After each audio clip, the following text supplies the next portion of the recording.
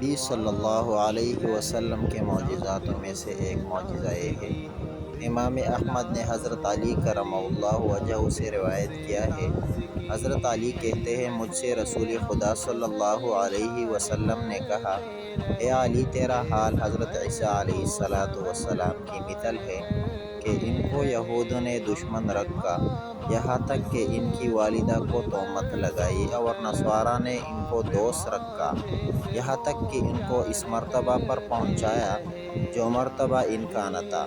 مطلب یہ ہے کہ جس طرح حضرت عیسیٰ علیہ السلام کی دشمنی اور دوستی میں دو فرقے ہو گئے، اسی طرح تمہارے دشمنی اور دوستی میں بھی دو فرقے ہو جائیں گے۔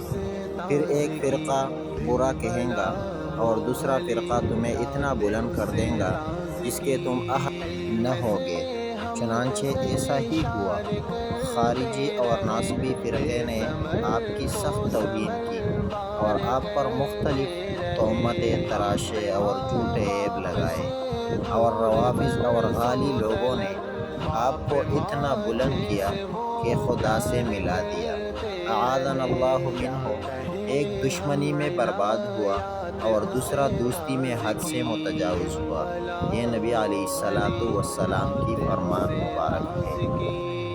دعا خوش رہے ذات اس